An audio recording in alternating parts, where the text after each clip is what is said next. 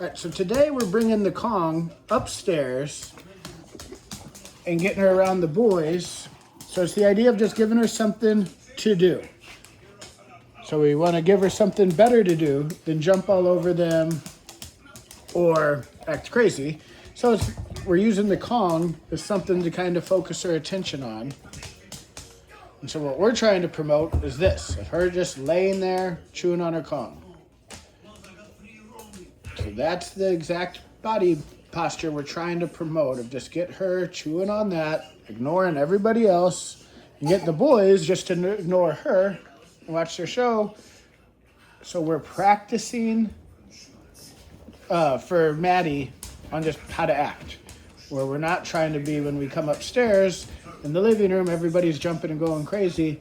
And the kids are jumping on her and she's jumping on them. And it's how do we just get her chewing on the Kong and relaxing. And she's still trying to figure out the Kong. She does a lot of picking it up and pacing around with it. But it's a start, because eventually she'll just end up laying there and just chewing on it. That Kong's going to buy us about a half hour. So every time that she's around, the upstairs with the boys, I'm either redirecting, running a drill with her, practicing the behavior we want, or I'm giving her something better to do. So this is going to be what you guys would start doing when people are around, is just giving her something better to do. But it's the idea of what her body posture is doing, the physiology, that's going to control the psychology. So the more relaxed and just laying down we can get her to offer that physiology, the more that's going to make her psychology. But if she started getting all hyper and jumping all over everybody, I would have to want to redirect her to something else. Or if the boys were starting to get her all excited, like this one, then I would have to separate them and promote it. What we don't want is just the chaos. So we're trying to have as much control over the situation without being desperate. So me saying, Maddie, get over here, quit doing this, quit doing that.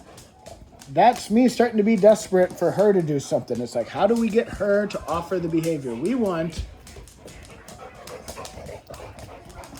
How do we get her to offer the behavior we want, but her offering it, not me directing her around? Because that can just add more stress to the situation. So what we're doing is giving her something to do, giving the boys something to do, and we just sit back and let them all just kind of figure it out. This is developing future habits. The more we can do this, the more that's just going to be what Maddie starts to default to. And if you do this enough, then you can remove the Kong from the situation, and that's going to start being the behavior we can expect out of her. But right now, this is our first time upstairs with the boys. We've been outside.